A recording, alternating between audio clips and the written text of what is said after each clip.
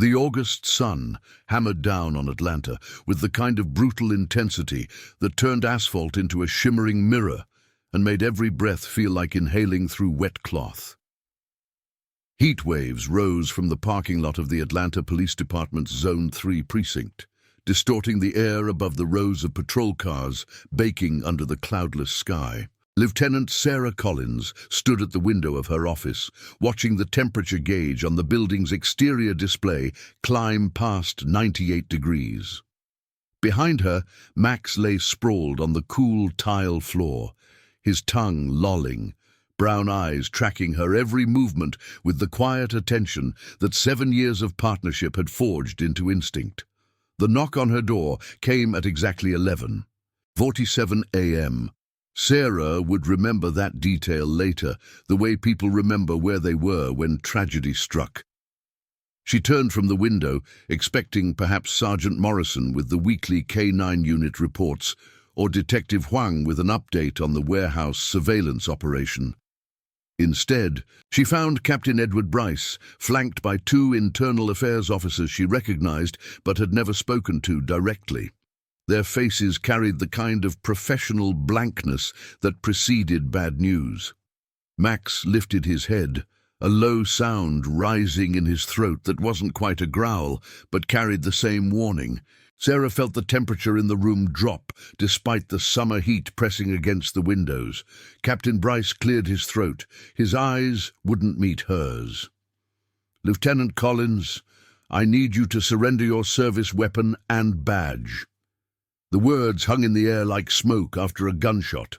Sarah's hand moved automatically toward the Glock 19 holstered at her hip, not to draw, but to touch, to confirm its presence the way she might touch a talisman. "Sir, you're being placed on administrative leave pending investigation." One of the IA officers stepped forward, a manila folder in his hands that looked far too thin to contain whatever accusation warranted this visit. "There's been a formal complaint filed regarding the incident on July 29th. July 29th. Sarah's mind raced backward through the calendar.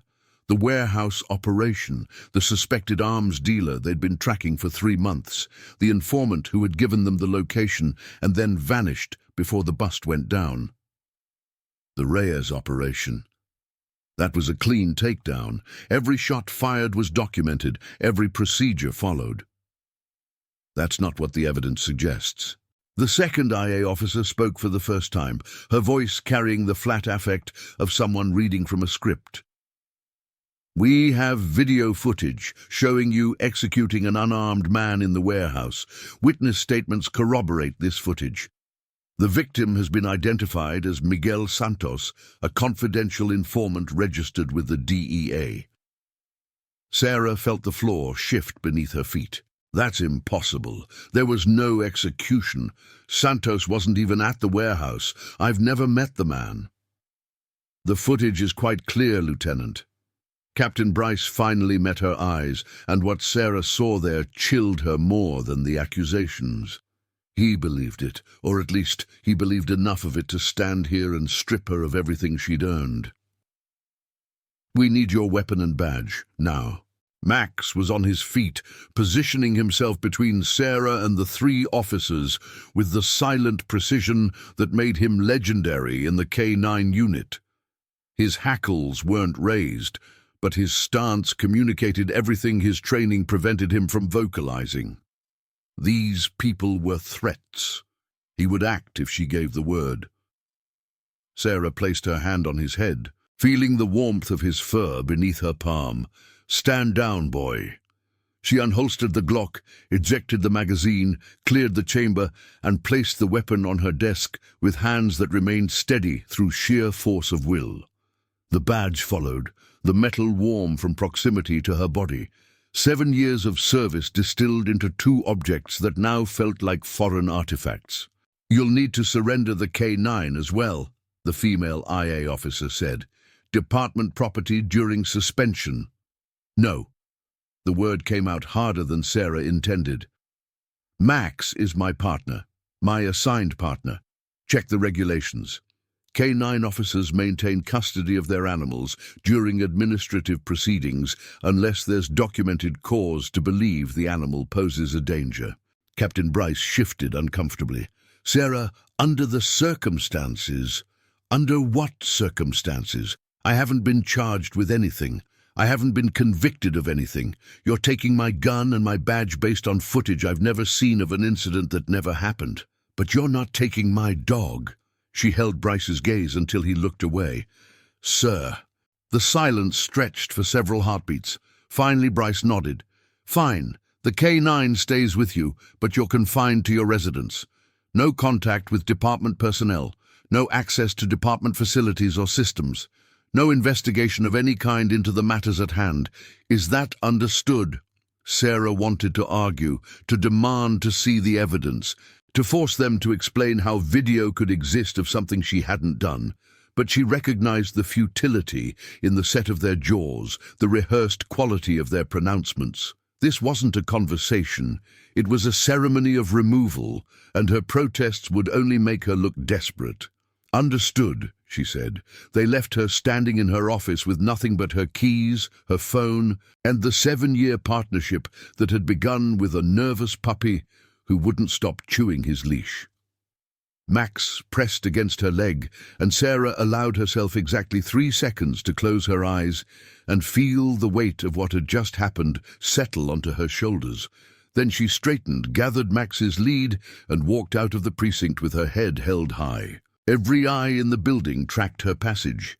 Some faces showed sympathy, others curiosity, a few something that looked uncomfortably like satisfaction. Word traveled fast in a police department.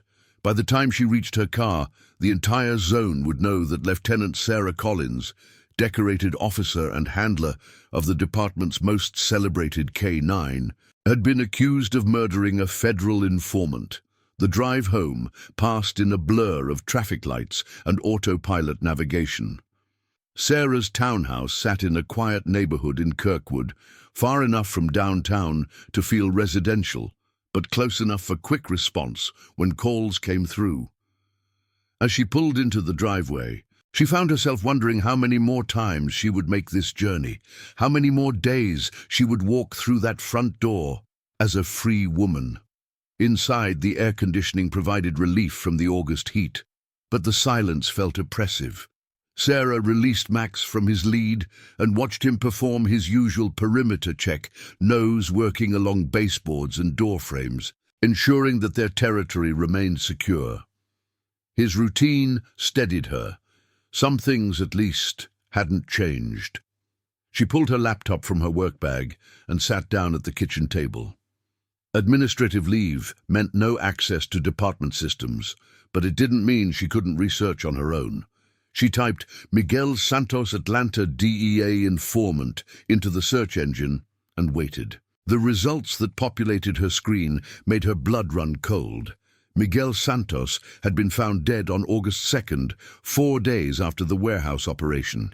His body had been discovered in a drainage ditch off Interstate 285, cause of death listed as a single gunshot wound to the head. The caliber matched department-issued weapons. The trajectory matched an execution-style killing. The time of death, according to the medical examiner, placed his murder within hours of the warehouse bust. Sarah stared at the screen, her mind racing through possibilities. She hadn't killed anyone on July 29th. The warehouse operation had resulted in 6 arrests and the seizure of enough weapons to arm a small militia. But no shots had been fired except warning rounds into the ceiling when one of the suspects made a break for the back exit. She had written the report herself. She had logged every round expended. But someone had footage suggesting otherwise. Someone had witnesses claiming otherwise, and now someone had a body. She reached for her phone, intending to call Captain Bryce and demand answers, when she remembered his words. No contact with department personnel. The moment she reached out, she would be violating the terms of her suspension, giving them additional ammunition to use against her. Max appeared at her side, his wet nose pressing against her palm. Sarah looked down into those intelligent brown eyes and saw something that might have been concern, might have been simple attention, but felt like understanding. "What am I supposed to do, boy?" she asked. "Just sit here and wait for them to destroy me?" Max's ears perked forward. He didn't understand the words, but he understood her tone, her posture, the fear that leaked through despite her efforts to contain it. He responded the only way he knew how, pressing closer, offering the warmth of his presence. Sarah's phone buzzed. Unknown number. Against her better judgment, she answered, "Collins." A man's voice, electronically distorted. "You have 72 hours before your disciplinary hearing. After that, criminal charges will follow. The evidence against you is airtight. The video, the witnesses, the ballistics, everything points to you." Who is this? Someone who knows the truth. Someone who knows you didn't kill Miguel Santos, because I know who did. Sarah's grip tightened on the phone. "Then tell me. Help me clear my name." A laugh, harsh and mechanical through the distortion. "Clear your name? Collins, you don't understand what you've stumbled into. The people who set you up don't just want you in prison. They want you dead. Santos was going to expose them, so they eliminated him and framed you in one elegant operation. You're the perfect patsy. Decorated officer, sterling record, no apparent motive. When you're convicted, they win twice. Their secrets stay buried, and the department loses one of its most effective narcotics lieutenants. Who are they? The question isn't who, it's how deep it goes. Start with the warehouse, the one you raided. Ask yourself who owned that property before it became a suspected arms depot. Ask yourself who tipped your department about the weapons cache in the first place. Ask yourself why Miguel Santos was registered as a DEA informant, but had never spoken to a single DEA agent. The line went dead. Sarah sat in her kitchen as the afternoon light shifted through the windows, turning from gold to amber to the deep orange of approaching sunset. Max remained at her feet, occasionally lifting his head when a car passed outside or a neighbor's dog barked in the distance. She researched until her eyes burned, following digital breadcrumbs that led her deeper into a maze of corporate shell companies, property records, and financial transactions that made no sense until they suddenly, horrifyingly did. The warehouse on July 29th belonged to a company called Peachtree Industrial Holdings. Peachtree Industrial Holdings was a subsidiary of a larger entity called Southern Logistics Partners. Southern Logistics Partners had, as its registered agent, a law firm whose client list included several prominent Atlanta businessmen, 2 city councilors, and 3 serving police officers. One of those officers was Captain Edward Bryce. Sarah stared at the screen, her mind refusing to accept what her eyes were showing her. Bryce had been her mentor when she first joined the department. He had recommended her for the K-9 unit. He had championed her promotion to lieutenant, and now he was connected, however tangentially, to the conspiracy that sought to destroy her. She needed more. She needed proof that would hold up in court, evidence that couldn't be dismissed as coincidence or conspiracy theory. She needed to find whoever had really killed Miguel Santos and get them to talk. But she couldn't do any of that sitting in her townhouse, obeying the restrictions of an administrative leave designed to keep her paralyzed while her enemies finished constructing the cage they planned to put her in. Sarah looked at Max. He looked back at her with the patient attention of a partner waiting for instruction. "We're going to break some rules, boy," she said. "You okay with that?" Max's tail wagged once, decisive and brief. Sarah could have sworn he was smiling. She waited until full dark before making her move. The August heat had barely diminished with nightfall, the city holding onto the day's warmth like a miser clutching coins. Sarah, dressed in dark clothes, running shoes, and a baseball cap pulled low over her eyes. She had no badge, no gun, nothing that identified her as a police officer. For the first time in 7 years, she was moving through Atlanta as a civilian, bound by the same limitations as any other resident. Max padded beside her as she slipped out her back door and cut through her neighbor's yard to reach the street 1 block over. If anyone was watching her townhouse, they would be focused on the front entrance. She had perhaps a few hours before her absence was discovered, assuming they were monitoring her at all. The warehouse sat in an industrial district south of the airport, a maze of corrugated metal buildings and chain-link fences that seemed to go on forever.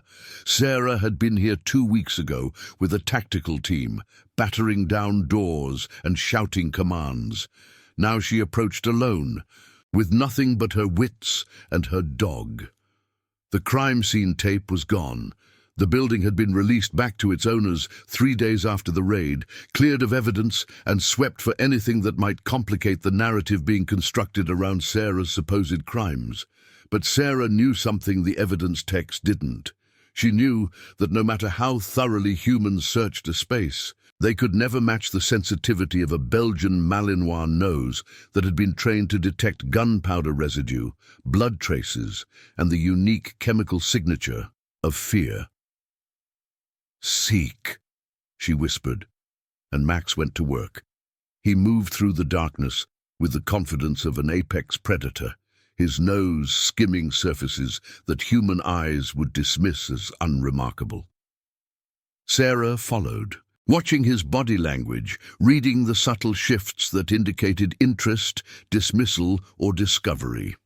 They passed through the main warehouse floor where the weapons had been stored, through the offices where the suspects had been apprehended, through the break room where the tactical team had staged before the breach. Max stopped at a door she didn't remember from the original operation. It was small, unmarked, set into the wall behind a stack of pallets that had been moved since her last visit. His alert posture was unmistakable. Whatever he was detecting, it was significant enough to override everything else in this building, saturated with interesting scents. Sarah moved the pallets as quietly as she could, revealing a door that had been painted the same grey as the surrounding wall. No handle was visible, but a careful examination revealed a pressure point that, when pushed, caused the door to swing inward on silent hinges. Beyond lay a room that shouldn't exist. The warehouse blueprints she had studied before the raid showed nothing here but solid wall. But blueprints could be altered. Walls could be constructed after inspections, and secrets could be hidden in plain sight. The room was small, perhaps 15 feet square, and it had been cleaned recently enough that the sharp smell of industrial disinfectant cut through even the summer heat. But Max's nose detected what the cleaning couldn't eliminate. He moved to the corner where 2 walls met the floor and sat, his signal for a confirmed find. Blood. Someone had died here, or nearly died, and all the bleach in the world couldn't fool a dog trained to detect human hemoglobin at concentrations measured in parts per million. Sarah photographed everything with her phone, knowing the images would likely be inadmissible in court, but needing some record of what she was finding. The walls, the floor, the ceiling. The electrical outlets that seemed excessive for such a small space, the scratches on the concrete floor that suggested something heavy had been dragged toward the door. She was so focused on documentation that she almost missed the sound. A car door closing somewhere outside, then another, then voices, low and purposeful, approaching the building. Max's ears rotated toward the threat before Sarah consciously registered the danger. She killed her phone's flashlight and pressed herself against the wall, heart hammering against her ribs. Through the thin walls of the hidden room, she could hear footsteps now, multiple sets moving through the warehouse with the confidence of people who belonged here. "Check the back offices," a voice said. Male, authoritative, familiar in a way that made Sarah's stomach clench. If she's been here, there'll be signs. She knew that voice. She had worked alongside it for years, taken orders from it, trusted it with her career and her life. Captain Edward Bryce was here in this warehouse at nearly midnight, looking for evidence of her presence. "And if we find her?" Another voice, one she didn't recognize. "Then we handle it the same way we handled Santos." The lieutenant's mental state has been deteriorating since her suspension. She came here to the scene of her crime, overwhelmed by guilt. She took her own life with an unregistered weapon. Tragic, but understandable given the evidence against her. The cold efficiency of his words hit Sarah like a physical blow. They weren't just framing her for murder, they were planning to murder her and make it look like suicide. Every moment she stayed in this building brought her closer to becoming another body in a conspiracy that stretched far beyond anything she had imagined. Max pressed against her leg, his body coiled with readiness. He could feel her fear, her anger, her desperate need to survive. And he was prepared to do whatever she required. But what could one dog do against armed men in the darkness? Sarah's mind raced through options. The hidden room had no other exit. The main warehouse was being searched systematically. Outside, more of Bryce's people would be waiting, covering the perimeter against exactly the kind of escape she was contemplating. Her phone vibrated silently in her pocket. A text from the unknown number that had called her earlier. Service tunnel, east wall, grey panel, go now. She didn't have time to question the source or wonder who was watching over her. She scanned the east wall and found the grey panel, nearly invisible against the painted concrete. Her fingers found the edge and pulled. The panel swung open to reveal a tunnel barely wide enough for a human body, slanting downward into absolute darkness. "Max, come," she breathed, and then she was crawling, pulling herself forward through a passage that smelled of earth and old water, feeling her partner's presence behind her, trusting that whatever waited at the end of this tunnel was better than what waited behind. The crawl felt endless. Sarah's elbows and knees protested against the rough concrete. Her breathing echoed harsh in the confined space, and the darkness pressed against her eyes like a physical weight. But Max never hesitated, never faltered, his steady presence at her heels, a constant reminder that she wasn't alone in this nightmare. The tunnel emerged in a storm drain, part of Atlanta's extensive underground flood control system. Sarah pulled herself out of the access point and stood knee-deep in stagnant water, gasping for breath, listening for any sign of pursuit.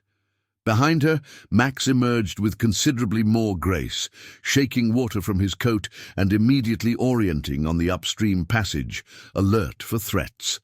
Her phone vibrated again. "North, half-mile. Blue van." Sarah didn't question it. She moved. The storm drain gave way to a culvert, gave way to a construction site where the ground had been torn open for new development. She emerged into the night air at the edge of a parking lot dominated by a blue commercial van with no company markings on its side. The side door slid open as she approached, revealing nothing but shadows within. "Get in," a woman's voice said. "They'll have dogs of their own looking for you within minutes." Sarah hesitated. Every instinct she had screamed that climbing into a stranger's van in the middle of a conspiracy that had already claimed at least one life was a phenomenally bad idea. But Max had already made the decision for her, leaping into the van with the confidence of a dog who trusted his nose more than his eyes. She followed.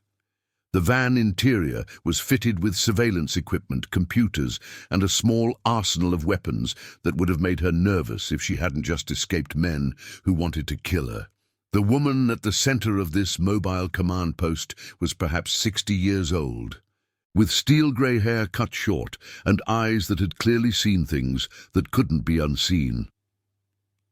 "I'm DEA Special Agent Martha Chen, retired," the woman said, as the van started moving. "And I've been waiting 2 years for someone like you to come along." Sarah found a seat on an equipment crate, keeping one hand on Max's collar. Someone like me? Someone Bryce couldn't corrupt. Someone his organization couldn't recruit or eliminate. Someone who would be enough of a threat that they'd finally make a mistake big enough for me to exploit. Agent Chen's smile was thin and humorless. "Congratulations, Lieutenant. You're that someone." "Neat," The van wound through Atlanta's streets, while Chen laid out the architecture of the conspiracy that had destroyed Sarah's career and threatened her life. It had begun nearly a decade ago, when a group of Atlanta police officers realized that their positions gave them unique access to the city's criminal underworld. Instead of fighting crime, they began managing it, taking payments from drug traffickers to look the other way, providing security for illegal weapon shipments, and eventually building their own distribution network that operated in the shadows of legitimate law enforcement. Captain Edward Bryce had been a mid-level player in those early days, but his ambition and ruthlessness had propelled him to leadership. Under his direction, the conspiracy had evolved from simple corruption into something far more sophisticated. They called themselves the Brotherhood, and their tentacles extended into every level of city government, the court system, and the police department itself. Miguel Santos was their courier, Chen explained. He moved product, laundered money, handled the logistics that kept the Brotherhood profitable. But he was also my informant. I turned him 3 years ago when he was facing federal charges that would have put him away for 30 years. He agreed to feed me information in exchange for protection and eventual immunity. He was never registered with the DEA, Sarah said. I checked. I kept him off the books. I knew there were leaks in our agency, probably Brotherhood contacts. So I ran him personally, without filing any official paperwork. Everything was proceeding according to plan until 6 months ago, when Santos got nervous. He said someone was asking questions, looking too closely at his activities. He wanted to accelerate the timeline, give me everything he had, and disappear into witness protection. Chen's expression darkened. I told him to be patient. I told him we needed more evidence to bring down the whole organization. A week later, I was forced into mandatory retirement. Budget cuts, they said. Personnel restructuring. 2 months after that, Santos was dead, and you were being framed for his murder. Why me? Sarah asked. There are hundreds of officers in Atlanta. Why target me specifically? Because you're effective. Because your record is clean. Because you've disrupted more of the Brotherhood's operations in the past 3 years than the rest of the department combined, and you didn't even know it. Chen pulled up a series of files on one of her computer screens. The warehouse raid 2 weeks ago? That was a Brotherhood staging area. You seized $2 million worth of weapons that were supposed to be shipped to cartel contacts in Mexico. The drug bust in April. Brotherhood product, Brotherhood money. The human trafficking ring you broke up in January. Brotherhood side business. Sarah stared at the screen, watching her own career flash by in a new and terrifying context. I was just doing my job. And that's exactly why they need to destroy you. You're too good at what you do, and you can't be bought. The only option left is to eliminate you entirely, and Bryce crafted a scenario that would accomplish that while simultaneously closing the Santos problem. 1 bullet, 2 threats, neutralized. Max shifted at Sarah's feet, and she realized her hand had been trembling against his fur. She forced herself to breathe, to think, to focus on the tactical problem, rather than the magnitude of betrayal it represented. You said they made a mistake, she said. What mistake? Chen's smile sharpened. The video, the footage they're using to frame you. It's good, but it's not perfect. I've analyzed it frame by frame, and there are artifacts, inconsistencies in lighting, shadows that don't match the environment, digital compression patterns that suggest manipulation. If we can get an independent forensic analysis admitted into evidence, we can prove the video is fabricated. How do we do that? I'm suspended. I have no access to department resources, no standing to introduce evidence, no way to even attend my own disciplinary hearing without walking into whatever trap Bryce has prepared. We don't go through official channels. We go around them. Chen reached into a bag and produced a stack of documents. I've spent 2 years building this case in secret.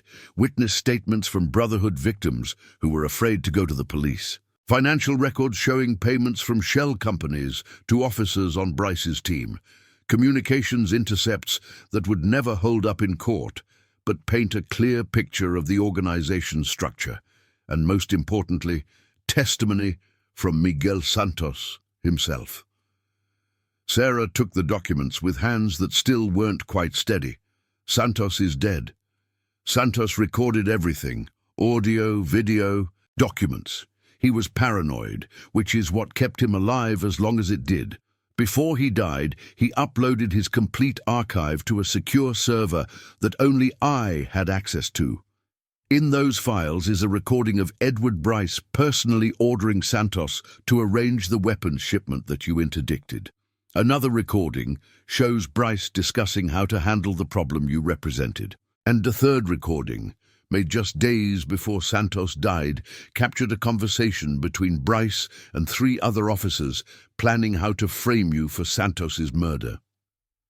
Hope flickered in Sarah's chest, dangerous and fragile. That's everything we need. It's everything we need, if we can get it in front of the right people. The FBI's Public Corruption Unit has been investigating the Brotherhood independently, but they don't have enough to move yet. If we can give them Santos's files and point them toward your case as proof of the Brotherhood's willingness to murder anyone who threatens them, we might be able to trigger a federal intervention before your disciplinary hearing.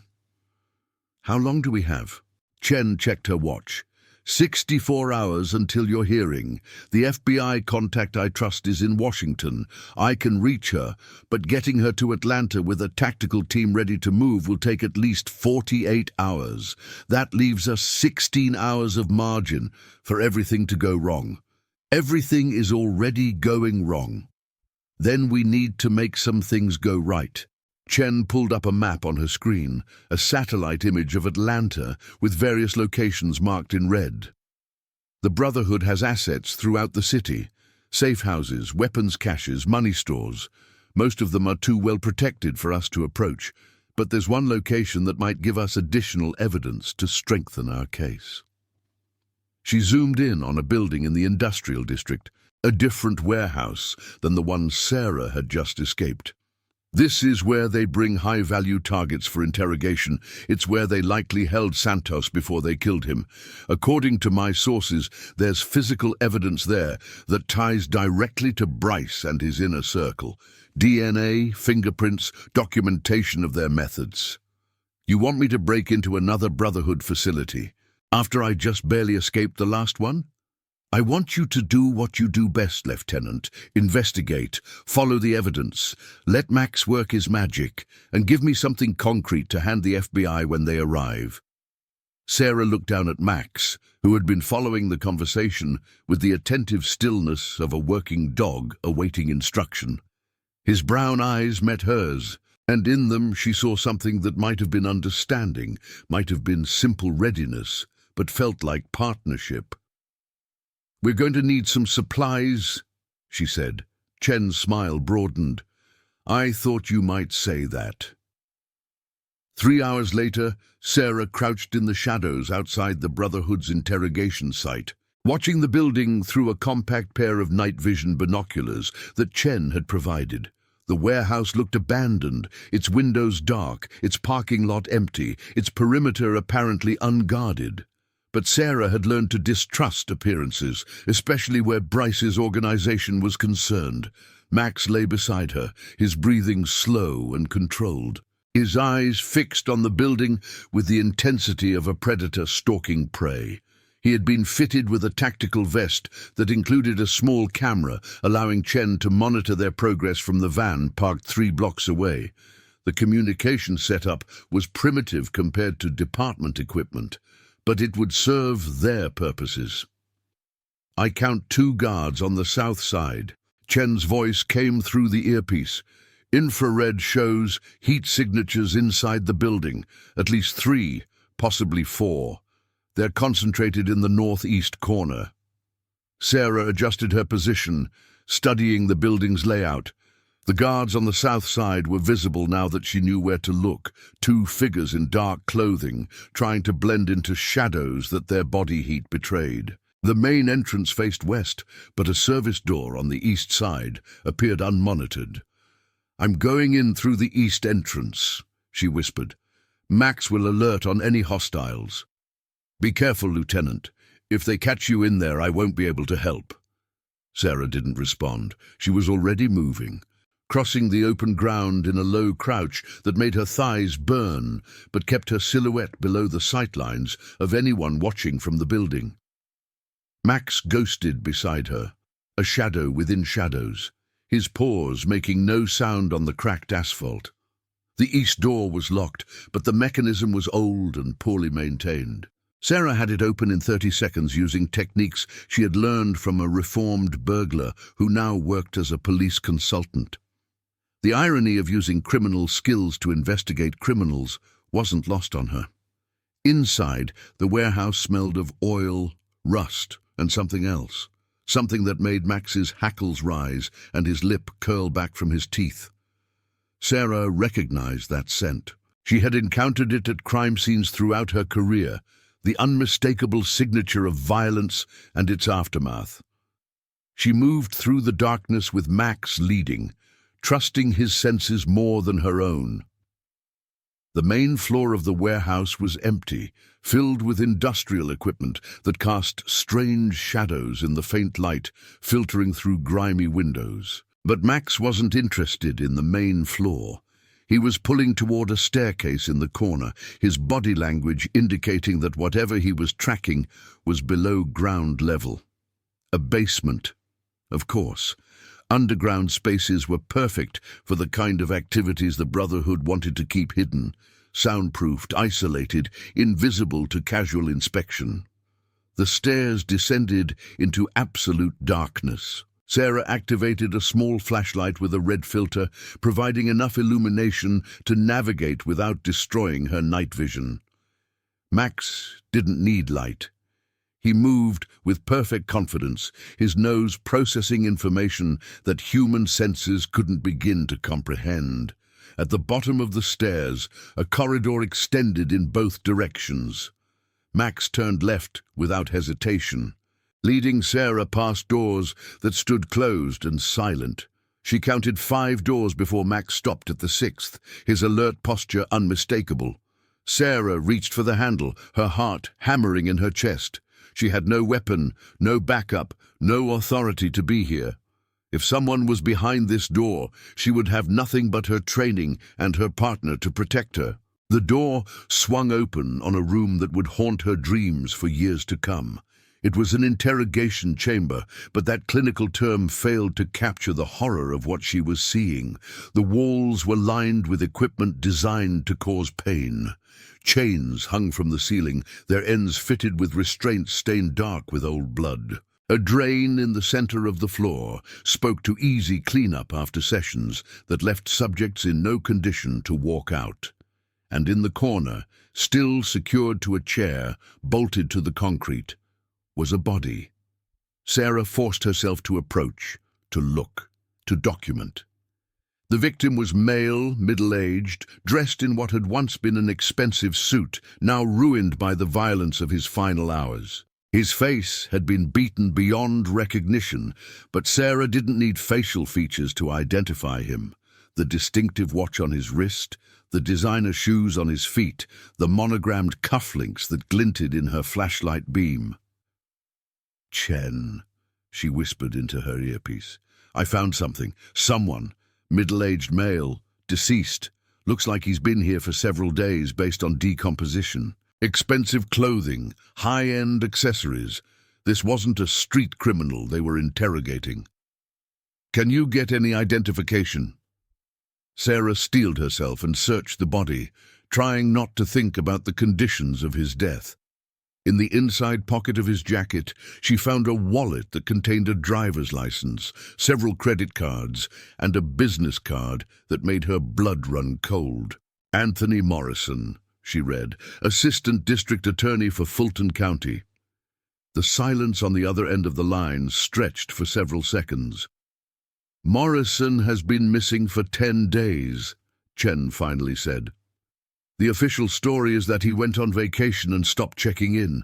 His office reported it as a possible breakdown from overwork. He didn't break down, they broke him. Sarah photographed everything, the body, the room, the instruments of torture arranged with almost surgical precision. He must have been getting too close to something, a case that threatened Brotherhood operations. 6 weeks ago, Morrison started making inquiries about police corruption in the narcotics division. He requested files, interviewed witnesses, built a preliminary case that he was planning to present to a grand jury. Chen's voice was tight with controlled anger.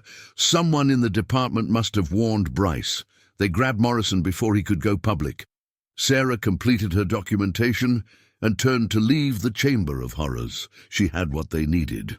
More than enough to convince the FBI that the Brotherhood represented an imminent threat, requiring immediate intervention. But as she stepped into the corridor, Max suddenly dropped into a crouch, a low growl rumbling in his chest. Footsteps, multiple sets, coming from the stairs she had used to enter the basement. "Company," Chen warned in her ear. "3 hostiles just entered the building. They're heading your way." Sarah's mind raced through options. The corridor offered no cover, no alternative exits that she had seen. The doors she had passed on the way in might provide temporary concealment, but if the approaching men had any training at all, they would check every room systematically. Max looked up at her, waiting for instruction. In his eyes, she saw the same readiness she had witnessed countless times before. He didn't understand the strategic situation. He didn't know that they were outnumbered, outgunned, and trapped in an underground killing ground. He only knew that his partner needed him, and he was prepared to do whatever was required. "Find," Sarah whispered, giving him the command to locate a specific scent. In this case, the scent of fresh air, the invisible trail that would lead to any exit they hadn't yet discovered. Max's nose went to work immediately, processing the stagnant basement air with the precision of a living laboratory instrument. He turned right, away from the approaching footsteps, and Sarah followed. Her trust in his abilities was absolute. 7 years of partnership had taught her that Max's nose knew things her eyes could never see. They passed 2 more doors, then 3. Then Max paused at a section of wall that looked exactly like every other section they had passed. But his behavior was unmistakable. His tail was up, his ears were forward, and his attention was fixed on a point about 3 feet above the floor. Sarah examined the wall more closely. In the dim light of her filtered flashlight, she could just barely make out the outline of a panel, the edges camouflaged by careful painting and strategic shadow. She pressed against it, and the panel swung inward to reveal a narrow passage that slanted upward into darkness. An escape route. The Brotherhood had built their underground lair with typical criminal paranoia, ensuring that the operators always had a way out if law enforcement came knocking. They had never imagined that a suspended police lieutenant and her K-9 partner would use that escape route against them. Sarah climbed into the passage with Max scrambling after her. Behind them, she could hear voices now, men calling to each other as they searched the basement. They would find the interrogation room, discover that someone had been documenting their crimes, and come looking for the intruder with lethal intent. The passage was steep and cramped, forcing Sarah to crawl on hands and knees while Max pressed close behind her. The air grew fresher as they climbed, carrying hints of gasoline and night air that suggested they were approaching the surface. Her phone buzzed against her hip, Chen checking on their progress, but she couldn't spare a hand to respond. The passage ended at another concealed panel, this one opening into what appeared to be an automotive garage. Sarah pushed through and found herself surrounded by vehicles in various states of disrepair, the legitimate front for this Brotherhood facility. Max emerged behind her, immediately going on alert, scanning for threats that his nose might detect before his eyes. The garage doors were closed, but a smaller personnel door in the side wall offered an exit. Sarah moved toward it, staying low, weaving between the vehicles that provided concealment. She was reaching for the door handle when Max suddenly lunged forward, his teeth closing on her sleeve and yanking her backward with enough force to make her stumble. A heartbeat later, the door exploded inward, knocked off its hinges by a battering ram wielded by a man in tactical gear. Behind him, two more figures poured through the opening, their weapons up and scanning. Sarah dove behind a pickup truck, pulling Max with her.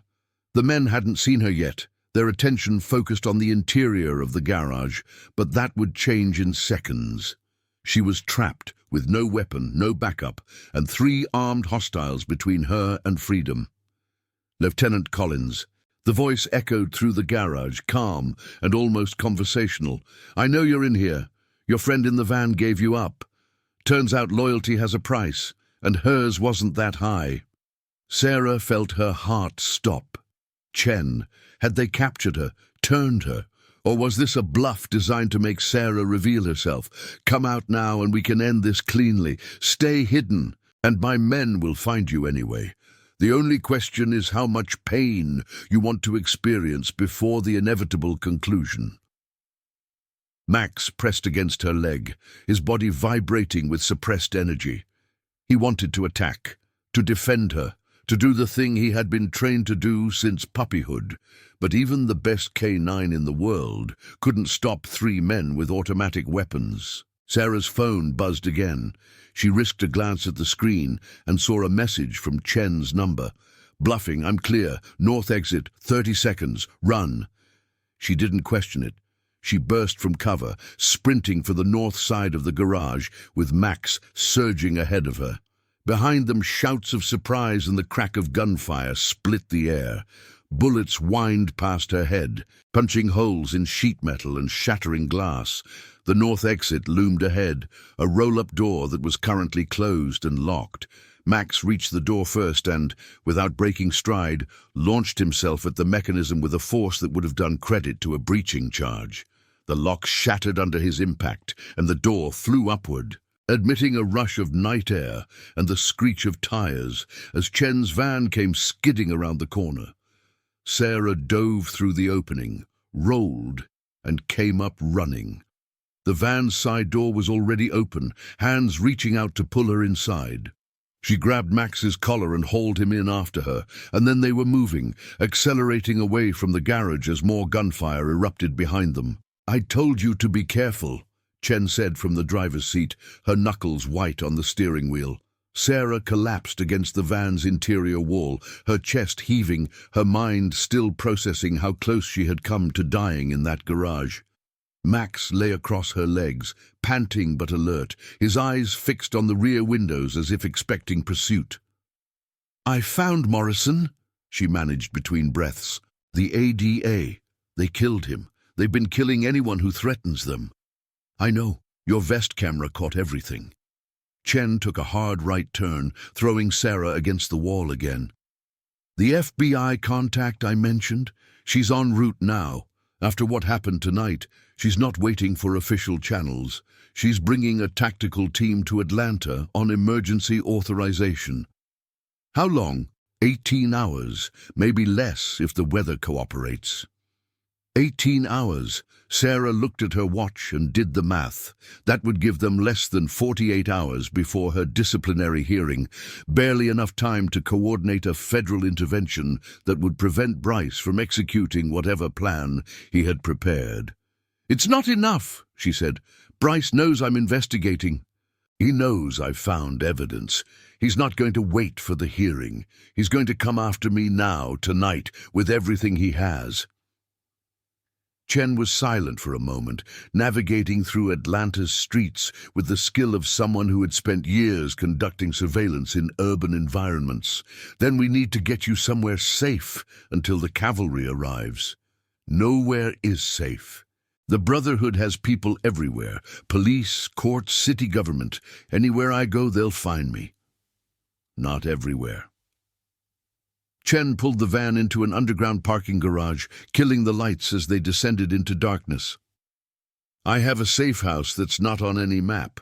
I built it myself during my time undercover with the cartels. Not even the DEA knows it exists." The safe house turned out to be a converted utility room beneath an abandoned factory on Atlanta's west side. Chen had fitted it with surveillance monitors, communication equipment, and enough supplies to sustain 2 people and a dog for several weeks. It wasn't comfortable, but it was invisible, and that was all that mattered. Sarah spent the hours before dawn reviewing the evidence she had gathered, organizing the photographs and recordings into a coherent narrative that would convince even the most skeptical FBI agent.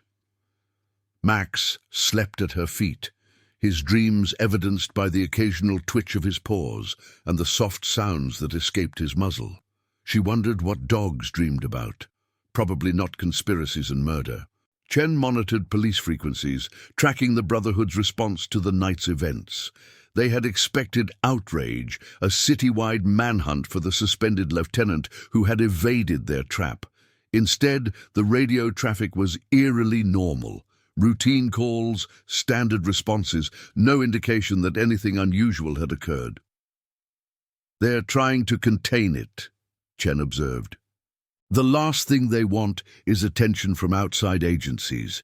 If word gets out that Sarah Collins is running around Atlanta gathering evidence against police corruption, it'll trigger exactly the kind of scrutiny they've spent years avoiding. So they'll handle it quietly, internally, off the books. Which means they'll come for you themselves, Bryce and his inner circle, the people who can't afford to have their names in any official report." Sarah nodded, her jaw tight. "Good, let them come." Chen raised an eyebrow. "You say that like you have a plan." "I don't have a plan. I have Max." Sarah reached down to scratch behind her partner's ears, feeling the warm weight of his head shift against her ankle. "And I have 50 hours of time to fill before the FBI arrives. I'm done hiding, Chen. I'm done being the hunted. It's time to turn this around." The veteran agent studied her for a long moment, something like approval flickering in her weathered features. "What do you need?" "Information, locations, the places Bryce feels safest, the people he trusts most, the assets he can't afford to lose." Chen smiled, the expression carrying decades of experience in the shadows of law enforcement. "That," she said, "I can provide." The next 18 hours unfolded like a chess match played across the entire city of Atlanta.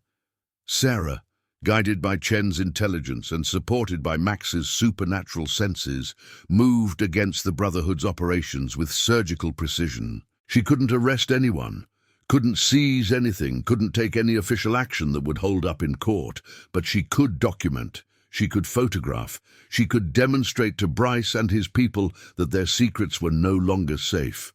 A warehouse in Hapeville yielded photographs of shipping containers filled with military-grade weapons destined for cartel buyers in Central America. A mansion in Buckhead provided evidence of financial records that traced bribes and payoffs through a network of shell companies. A restaurant in Midtown, apparently a legitimate business, turned out to be a meeting place where Brotherhood officers coordinated with their criminal partners. At each location, Sarah left a calling card. Not her name, but something simpler. A single playing card, the Queen of Spades, tucked into a visible location where it would be found by the people who use these facilities. The message was clear. "I know where you are. I know what you're doing. And I'm not afraid." The Brotherhood's response escalated with each discovery. Chen's monitoring picked up increasingly frantic communications, coded references to containment and resolution, and the package that needed to be delivered. But they couldn't find her. The safe house remained invisible, and Sarah never stayed in any location long enough to be tracked. By dawn of the second day, the accumulated evidence filled 3 external hard drives.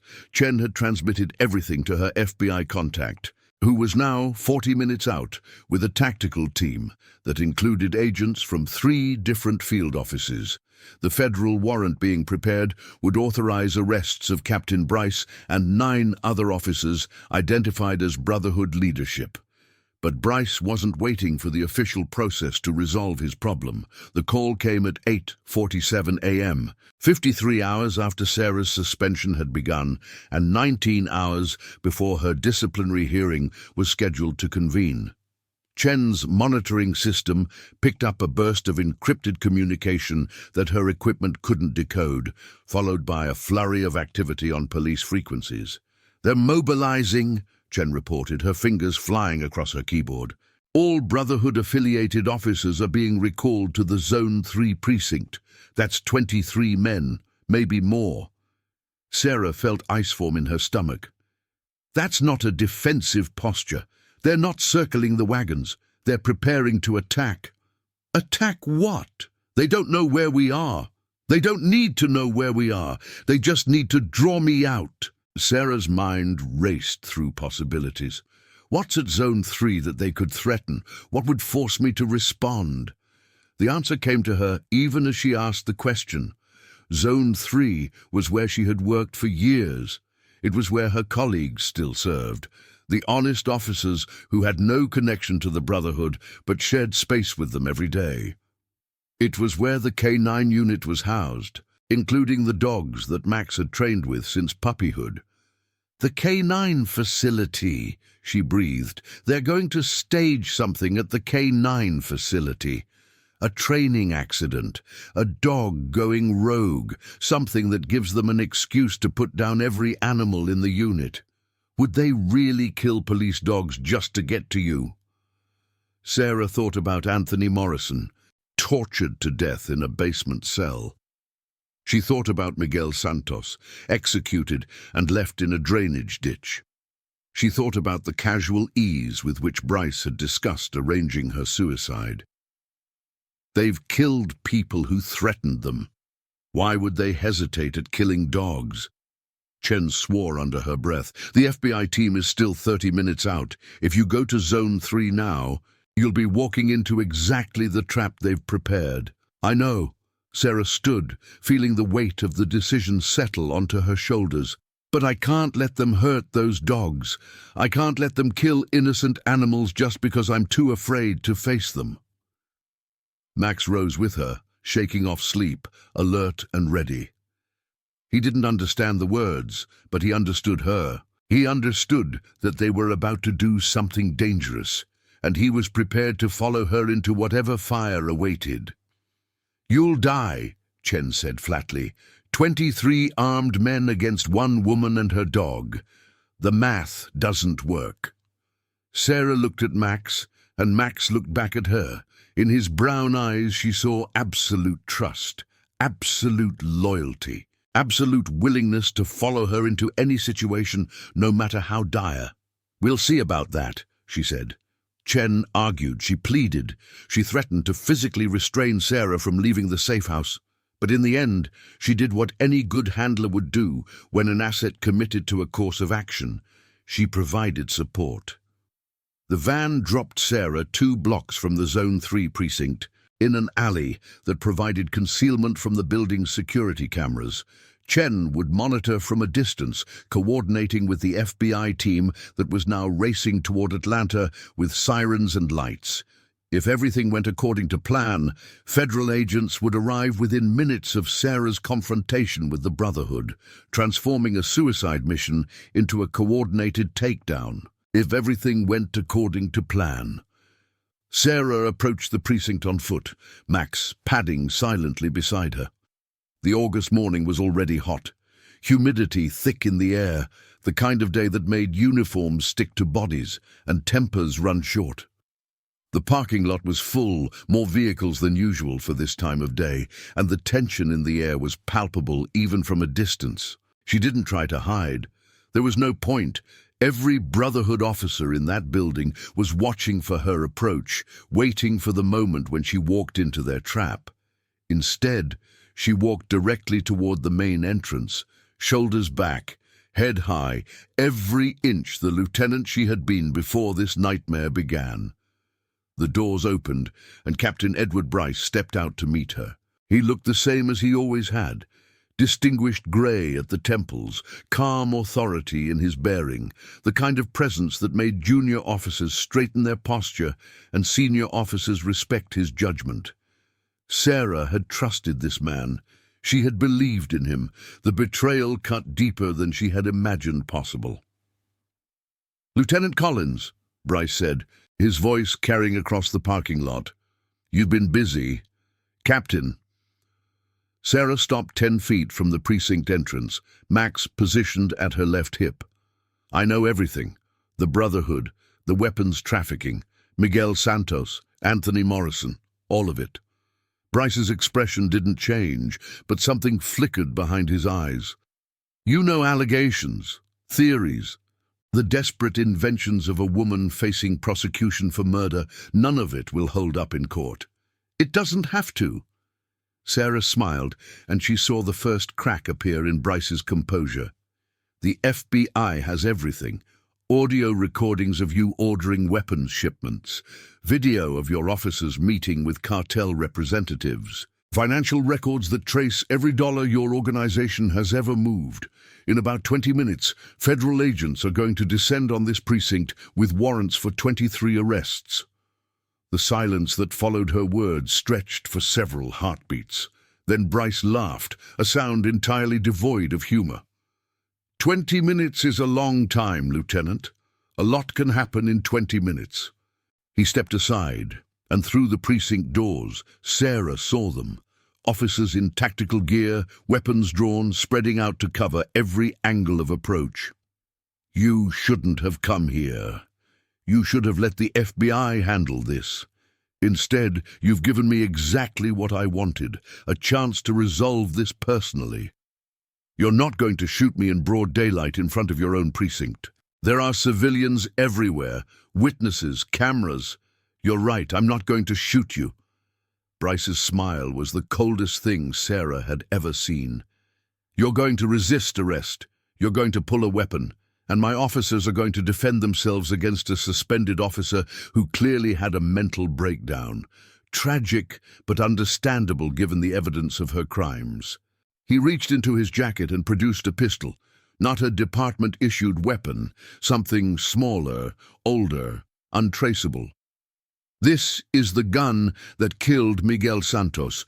When you're found dead holding it, the case will close itself."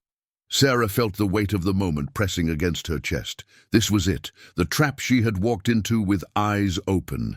23 armed men, one untraceable murder weapon, and a narrative that would close every question her investigation had opened. But she wasn't alone. "Max," she said softly, "guard." The transformation was instantaneous. Max shifted from companion to protector, his body lowering, his muscles coiling, his eyes fixing on Bryce with the intensity of a predator identifying prey. The growl that rose from his chest was barely audible, more vibration than sound. But it carried a promise that every person in that parking lot understood. Bryce hesitated. He had seen K9s work before. He knew what they were capable of, but he also knew that a single dog, no matter how well trained, couldn't stop a bullet. "Lieutenant," he said, "call off your animal or I'll have him put down before you. You can try." Sarah's voice was steady, calmer than she had any right to feel. But Max isn't just any dog. He's 7 years of partnership, 7 years of training, 7 years of trust that neither of us has ever broken.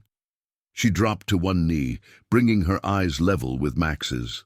The Malinois didn't look away from Bryce, but his ear twitched toward her, acknowledging her presence. "I trust you, boy," she said. The words seemed to hang in the hot August air, carrying weight beyond their simple meaning. A declaration, a covenant, an acknowledgement of the bond that had been forged in training yards and tested on streets and proven in moments of absolute danger. Then Max did the unthinkable. He turned away from the threat, He turned his back on Bryce and the armed officers, and the weapons pointed in their direction. He turned toward Sarah and pressed his forehead against hers, a gesture of such profound trust and affection that time seemed to stop. And in that moment of stillness, everything changed. Later, witnesses would describe what happened in conflicting terms. Some said they heard sirens first. Others claimed the helicopters appeared from nowhere, dropping out of the sky like avenging angels. Still others swore that Sarah Collins had somehow known exactly when the FBI would arrive, had timed her confrontation to coincide with their intervention to the precise second. The truth was simpler. The truth was that Chen had been right all along. The math didn't work for one woman and her dog against 23 armed men. But the math changed dramatically when you added 40 federal agents with assault rifles, air support, and warrants authorizing the use of whatever force was necessary. The tactical team hit the Zone 3 precinct parking lot like a thunderstorm, fast and loud and overwhelming. FBI agents poured from armored vehicles, their shouted commands drowning out any possibility of organized resistance.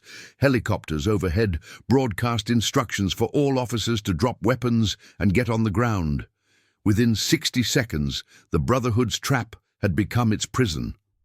Sarah stayed on her knee with Max pressed against her, watching as Edward Bryce was wrestled to the ground by agents who didn't care about his rank or his reputation.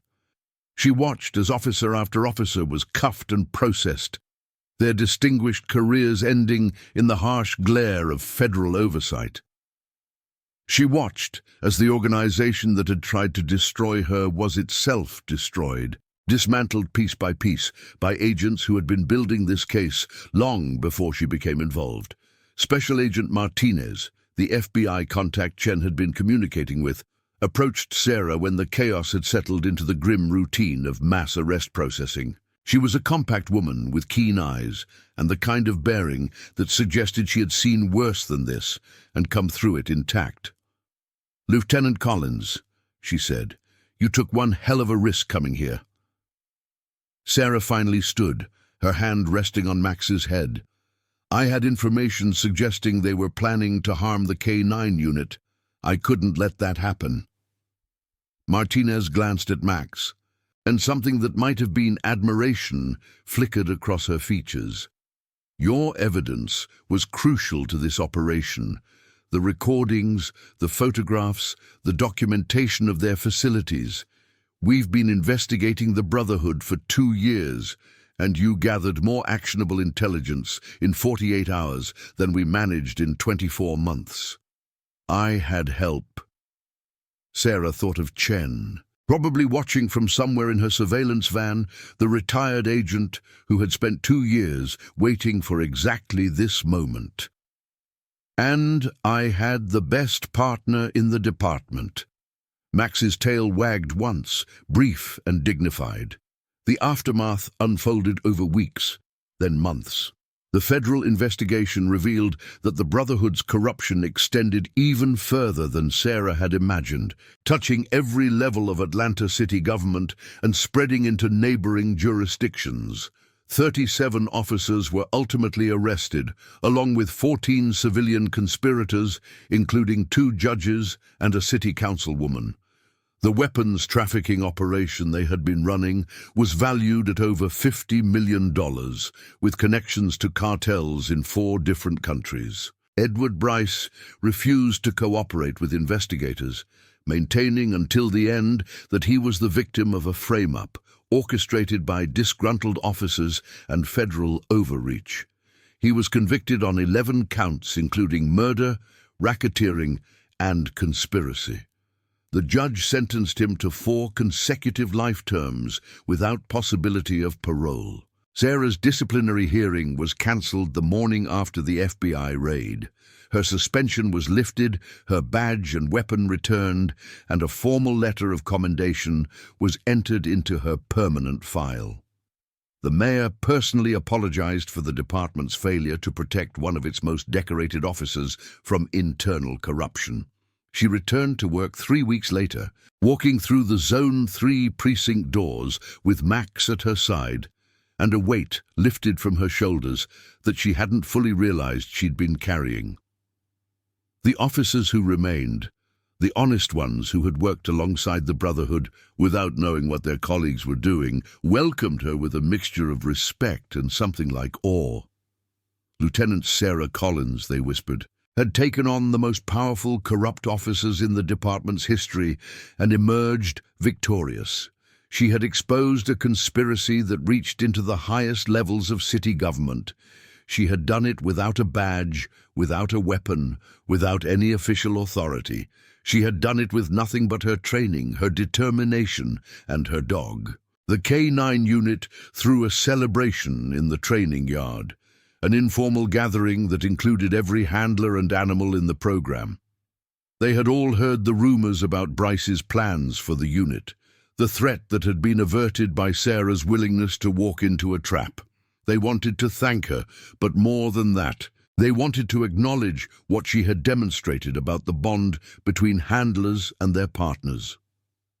Sarah stood in the center of the yard, with Max sitting at attention beside her, accepting the congratulations and praise with the quiet grace that had always characterized her leadership. But her attention kept drifting to the dog at her side, to the intelligent brown eyes that watched her with unwavering devotion. "I trust you, boy," she had said, and Max had done the unthinkable. He had turned his back on danger to show her that he trusted her too. In that moment, facing down the guns of 23 corrupt officers, he had demonstrated what 7 years of partnership really meant. Not just obedience, not just training. Love. Agent Chen appeared at the edge of the gathering, watching the celebration with an expression that mixed satisfaction with something like longing. Sarah extracted herself from well-wishers and walked over to join her. "You're not staying," Sarah observed. It wasn't a question. "I'm retired, remember?" Chen smiled, but there was no humor in it. "Besides, this was never my fight. It was always yours. It was Santos's fight, and Morrison's, and everyone else the Brotherhood destroyed over the years. And now it's finished." Chen reached out and placed a hand on Sarah's shoulder. "You did good, Lieutenant. Better than anyone had a right to expect. Santos would have been proud to know that his information brought them down. What will you do now?" Chen's smile turned enigmatic. "There are other cities, other conspiracies, other corruptions that need exposing." She glanced at Max. "Take care of that dog. Partners like him don't come along every day." She was gone before Sarah could respond, melting into the shadows with the skill of someone who had spent a lifetime operating in them. Sarah watched her go, knowing she would probably never see the retired agent again, and feeling grateful beyond words for the help that had made victory possible. Max nudged her hand, and Sarah looked down to find him watching her with patient attention.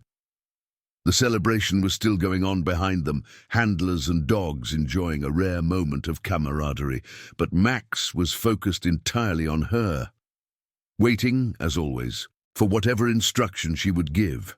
Sarah knelt and took his face in her hands, looking directly into those brown eyes that had seen her through the worst moments of her life. "Thank you," she said, "for trusting me, for being there, for doing the unthinkable when I needed it most." Max's tongue darted out to lick her nose, a gesture of undignified affection that he usually reserved for private moments. Sarah laughed, the sound surprising her with its freedom, its release of tension that had been building for weeks. They walked back to the celebration together, handler and K9, lieutenant and partner, woman and dog. Around them, the other teams were already returning to training, running exercises and drills that would keep their skills sharp for the next crisis. The work of law enforcement never stopped, and there would always be another case, another threat, another moment when everything hung in the balance. But for now, In this moment, Sarah Collins allowed herself to feel something that had been absent from her life since that August morning when Captain Bryce had walked into her office and taken everything away. She felt peace.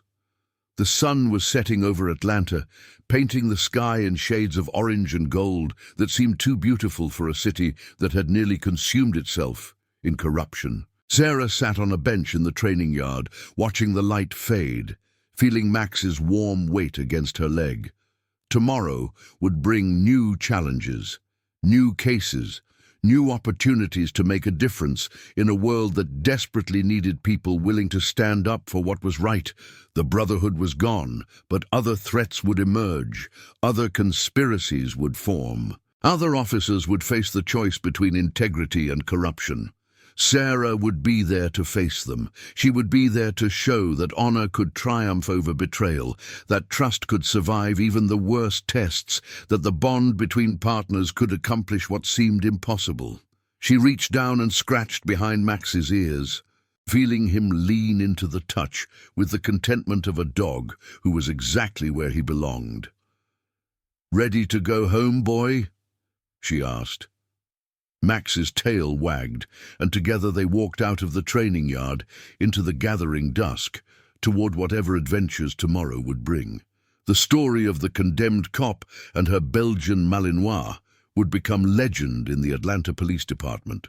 It would be told at academy graduations and K-9 certification ceremonies, in break rooms and patrol cars, wherever officers gathered to talk about what it meant to serve. The details would shift and grow with each telling, as such stories do, until the reality became inseparable from the myth, but the core would remain unchanged. A lieutenant, betrayed by those she trusted, stripped of everything that gave her authority. A dog, loyal beyond reason, prepared to face any danger at his handler's side. And a moment, brief as a heartbeat and eternal as hope, when a woman said, "I trust you, boy." And her partner proved that trust with an act that defied everything logic said was possible. In the end, that was the truth that mattered. Not the arrests or the convictions, not the commendations or the accolades. The truth that mattered was simpler and more profound than any legal proceeding could capture. Love, trust, partnership, the unbreakable bond between a woman and her dog. That was what had brought down the Brotherhood. That was what had saved Sarah Collins from the fate her enemies had planned for her. That was what would carry them both forward into whatever challenges awaited. And that was why, when people asked about the case that had transformed the Atlanta Police Department, when they wanted to understand how one suspended lieutenant had dismantled a conspiracy that reached into the highest levels of power, Sarah Collins always gave the same answer. "I had the best partner in the world," she would say, reaching down to rest her hand on Max's head, "and I trusted him." The rest, she implied, was just details. In the K-9 unit's office, a new photograph hung on the wall next to the commendation letter from the mayor. It showed Sarah and Max in the training yard on the day after the arrests, both of them looking at the camera with matching expressions of quiet confidence. Someone had added a caption below the image, hand-lettered in careful script, "Trust is the beginning, everything else follows." And every handler who passed that photograph, every officer who saw that image, understood exactly what it meant. They understood the promise it represented and the standard it set. They understood that in the dangerous world of law enforcement, there was no asset more valuable than a partner you could trust absolutely. They understood because they had partners of their own. Dogs who ran beside them into danger, who guarded them when threats emerged, who offered comfort in the aftermath of horrors no human should have to witness. The bond between handler and K-9 was something that couldn't be explained to those who hadn't experienced it, but it was instantly recognizable to those who had. Sarah Collins and Max had demonstrated what that bond could accomplish when pushed to its absolute limits. They had shown that trust was more than a word. It was a force capable of transforming impossible situations into improbable victories. And in doing so, they had become exactly what the Atlanta Police Department needed in its darkest hour: heroes. The autumn came gently to Atlanta that year, the brutal summer heat fading into crisp mornings and golden afternoons that made the city feel renewed. Sarah returned to full duty in September, taking command of a newly restructured narcotics division that had been purged of Brotherhood influence. She assembled a team of officers whose integrity had been verified through extensive background investigations, knowing that the trust she placed in them was the same trust that Max had placed in her. Max returned to active duty as well, his certification renewed after a thorough evaluation by the department veterinarian. He was 7 years old now, approaching the age when most K9s began to slow down, but his performance showed no signs of diminishing. If anything, the events of the summer seemed to have sharpened his focus, refined his instincts, reinforced the bond with his handler that had always been his greatest strength. They worked cases together through the fall and into the winter. The routine of police work, providing a structure that helped heal the wounds left by betrayal. Each successful operation, each arrest that held up in court, each piece of evidence that led to conviction served as proof that the system could work when good people committed themselves to making it work. The department changed around them. New leadership emerged. Officers committed to transparency and accountability in ways that had been missing for too long. The culture shifted, slowly but perceptibly, towards something healthier, something that wouldn't allow another brotherhood to take root. Sarah watched these changes with cautious optimism, knowing that corruption was like a weed. You could pull it out by the roots, but the seeds remained in the soil, waiting for the right conditions to sprout again. The work of protecting the department from itself would never be finished. But that was okay. Work was what she had dedicated her life to. Work was what gave her purpose. Work was what she and Max did better than anyone else in the city. On a December evening, 6 months after the arrests, Sarah sat in her office reviewing case files for an upcoming operation. Max lay at her feet, dozing with the contentment of a dog who had earned his rest. The precinct was quiet, most officers having gone home for the night, leaving only the essential personnel who kept the city safe while it slept. There was a knock at her door. Sarah looked up to find a young officer standing in the hallway, nervous energy radiating from every line of her body. She recognized the type immediately, fresh from academy, eager to prove herself, terrified of saying or doing the wrong thing in front of a superior. "Lieutenant Collins." The officer's voice cracked slightly. "I'm Officer Angela Torres. I've been assigned to the K9 unit, and they said I should report to you for orientation."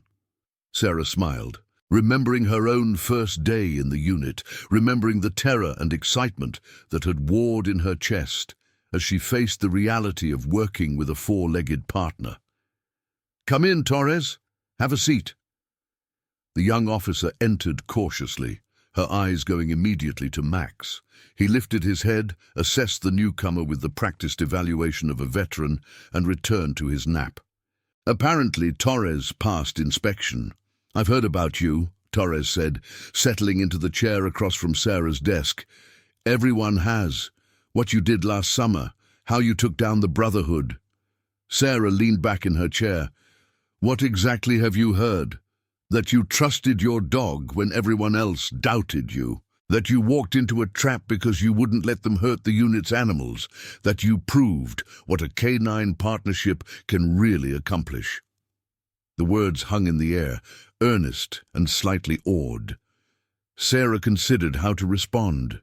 She could deflect, could minimize her role, could point out all the factors that had contributed to the outcome. She could emphasize Chen's intelligence work, or the FBI's intervention, or the simple luck that had kept her alive long enough for help to arrive. But she looked at this young officer. this fresh face that represented the future of the department, and she realized that the truth was more important than false modesty. "I did trust my dog," she said, "and he trusted me back. That's what saved us both." Torres nodded, processing this. "How do you build that kind of trust?" "I've been training with my assigned K9 for 3 months, and I don't feel like we're anywhere close to that level of connection." Sarah thought about the question. She thought about 7 years of partnership, of daily training sessions and late-night call-outs, and quiet moments of companionship that had accumulated into something profound. She thought about Max, who had been a nervous puppy with a chewing problem and had become the most reliable partner she had ever known. "Time," she finally said. "Consistency, honesty. You have to show up every day, even when you don't feel like it. You have to keep your promises, even the small ones. You have to learn your partner's language and teach them yours. And you have to be willing to trust them, even when logic says you shouldn't." She reached down and rested her hand on Max's head. He didn't wake, but his tail twitched once in acknowledgement. "It doesn't happen overnight. It doesn't happen because you want it to. It happens because you commit to the work day after day, until one morning you wake up and realize that this animal isn't just your partner. They're part of you, and you're part of them." Torres was silent for a long moment, absorbing this. Then she nodded, something resolving in her expression. "Thank you, Lieutenant. I think I understand." "Good." Sarah stood, signaling the end of the orientation. "Report to the training yard at 0600 tomorrow. We'll see what you and your partner can do." Torres left with promises to work harder, to build the bond, to become the kind of handler that Sarah represented. Sarah watched her go and allowed herself a moment of hope that the future would be brighter than the past. Max stirred at her feet, finally waking from his nap. He looked up at her with those intelligent brown eyes, and Sarah could have sworn she saw understanding there. Understanding, and perhaps a touch of amusement.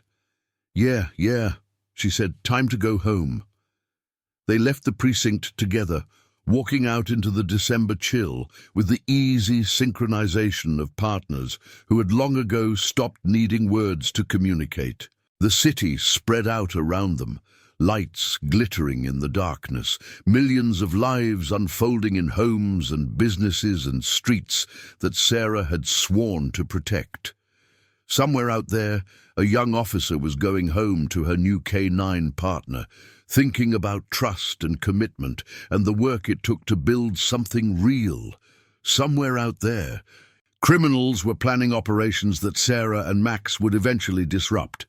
Somewhere out there, the next challenge was waiting to emerge. But that was tomorrow's problem.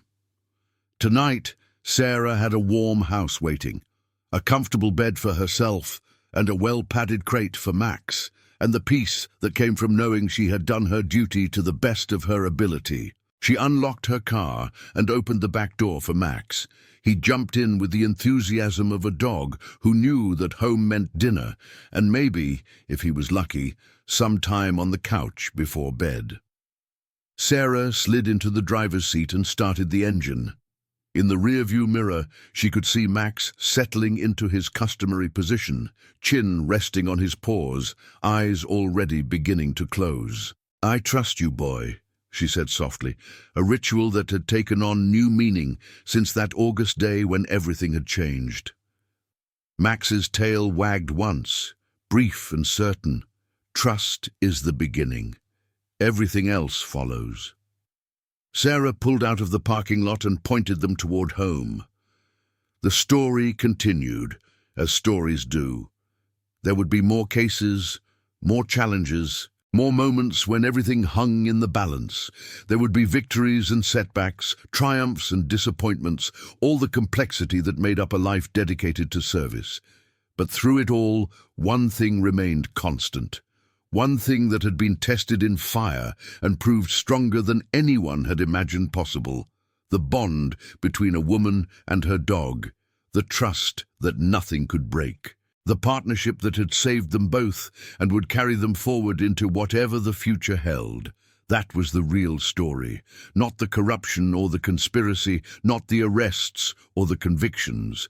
The real story was simpler and more profound than any headline could capture. Lieutenant Sarah Collins trusted her dog, and Max, the 7-year-old Belgian Malinois who had proven that training was just the beginning of what he could accomplish, trusted her right back. In the end, that was everything that mattered. In the end, that was enough. The weeks that followed brought a rhythm that Sarah had almost forgotten existed, the steady pulse of legitimate police work, uncontaminated by the shadow of corruption that had hung over the department for so long. She threw herself into the rebuilding process, working alongside the new leadership to establish protocols that would make another brotherhood impossible to form. Max adapted to the changes with the flexibility that characterized the best working dogs. New handlers came to the canine unit, nervous and eager and full of questions that Sarah answered with patience, born of hard experience. She watched them struggle with the same challenges she had faced years ago, learning the subtle language of canine communication, building the trust that would eventually become second nature. One morning in January, Sarah received a package at her office.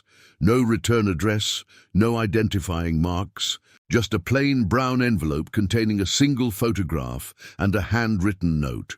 The photograph showed a sunset over the ocean, somewhere tropical, somewhere far from the grey Atlanta winter. The note read simply, "The work continues. Stay vigilant. MC." Chen, still out there, still fighting the battles that most people never knew existed. Sarah tucked the photograph into her desk drawer, a reminder that the network of people committed to justice extended far beyond any single department or city. The internal affairs investigation into Sarah's original suspension concluded in February, with a report that exonerated her completely and condemned the officers who had fabricated evidence against her. The report recommended systemic changes to prevent similar manipulations in the future, including independent oversight of IA investigations and mandatory reporting of any connections between investigating officers and subjects of investigation. Captain Bryce's trial began in March. Sarah testified for 3 days, walking the jury through every piece of evidence she had gathered during those desperate 48 hours. The defense tried to paint her as a rogue officer with a vendetta, but the documentation was overwhelming. The photographs, the recordings, the financial records, the body of Anthony Morrison still bearing the marks of his torture.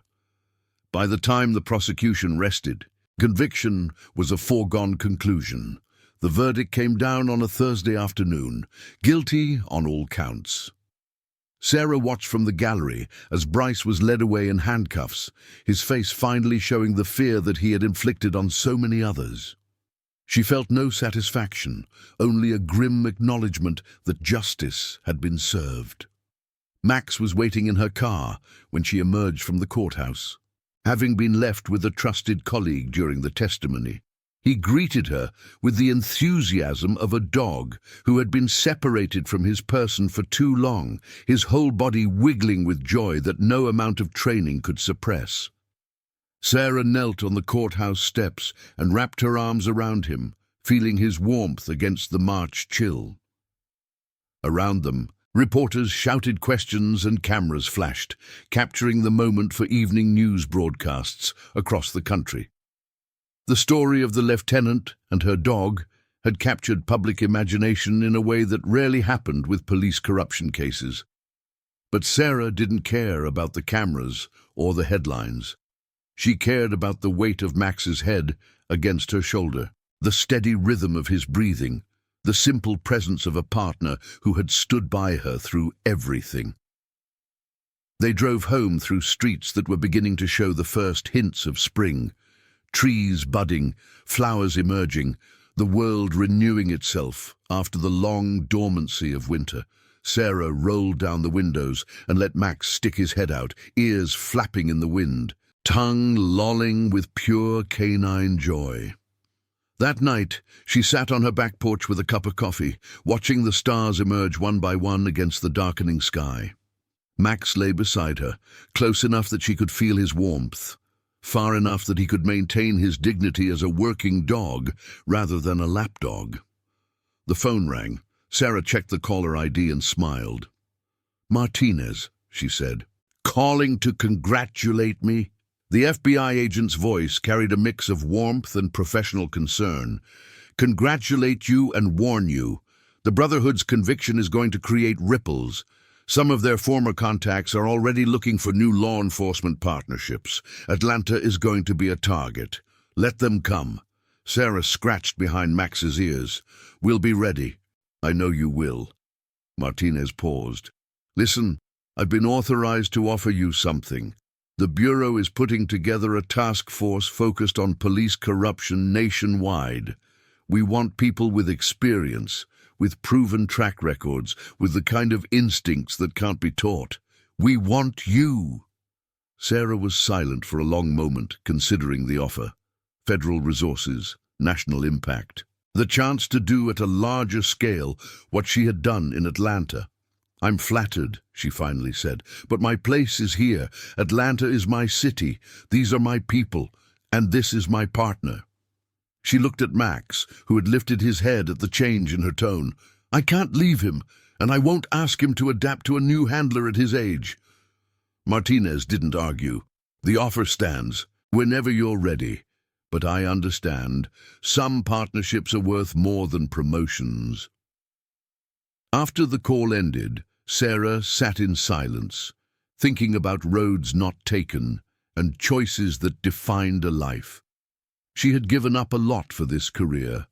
Relationships that couldn't survive the demands of the job, opportunities that required compromises she wasn't willing to make. The simple pleasures that most people took for granted.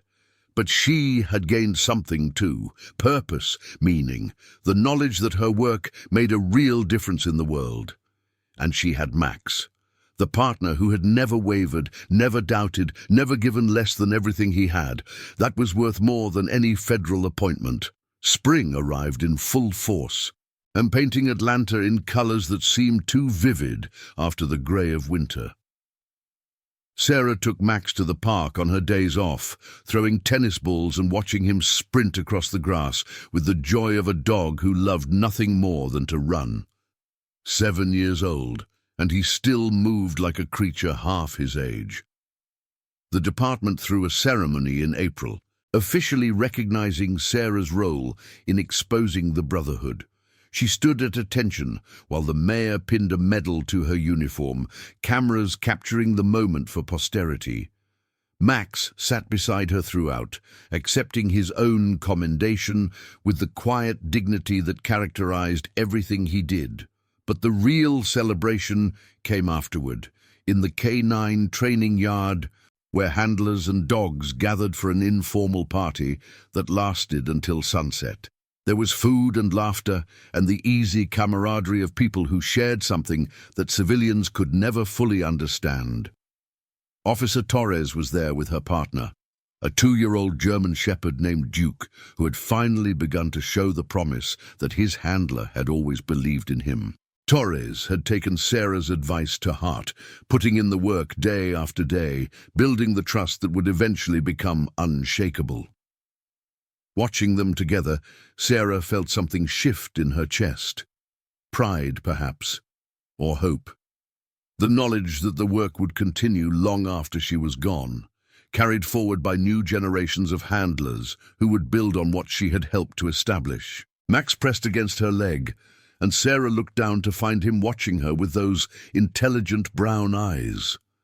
She could have sworn he understood what she was feeling, could have sworn he shared her satisfaction in seeing the next generation rising to meet the challenge. But maybe that was just projection. Maybe dogs didn't think in those terms. Maybe Max was simply happy to be with his person, surrounded by other dogs, enjoying a warm spring evening in the city they had sworn to protect. It didn't matter. What mattered was that they were here, together, still partners after everything they had been through. "Ready to call it a night, boy?" Sarah asked. Max's tail wagged, and they walked out of the training yard together, leaving behind the sounds of celebration, heading toward the car that would take them home. The story of the condemned cop and her Belgian Malinois had become legend. But for Sarah Collins and Max, it was simply life. The life they had chosen, the life they had earned, and the life they would continue to live together for as long as they both had breath in their bodies. Trust is the beginning. Everything else follows. That was the truth that Sarah Collins had learned in the fire of betrayal and proven in the crucible of survival. That was the truth she would carry with her, always. That was the truth that made everything possible. The summer returned with its familiar heat and humidity, wrapping Atlanta in a blanket of warmth that reminded Sarah of that August morning when everything changed. But this summer felt different. This summer felt earned. She marked the anniversary of her suspension quietly, with a walk through Piedmont Park and a special dinner for Max. No fanfare, just acknowledgement of how far they had come. The department had changed immeasurably. New leadership, new protocols, new emphasis on integrity. The shadow of the old brotherhood had finally lifted, replaced by something new. Sarah had received offers from federal agencies. She declined them all. Her place was here, her partner was here. Some things were worth more than career advancement. Max had passed his annual recertification with flying colors. Sarah knew the real reason. He still had purpose. He still had a partner who needed him. The night before their anniversary walk, Sarah dreamed about that moment in the parking lot. The guns, the certainty of death, and Max turning to press his forehead against hers, trust going both ways. She woke with tears on her cheeks, and Max watching her with quiet concern. He had sensed her distress. 7 years of partnership, 7 years of shared danger and quiet companionship, 7 years of learning each other so completely that they moved as one. Sarah couldn't imagine life without him. She never wanted to. She focused on the present, on the work that remained, on the city that still needed protecting. There would be time for endings when endings came. For now, there was only the partnership, only the trust. She trusted her dog completely. Her dog trusted her completely. Everything else was simply just details.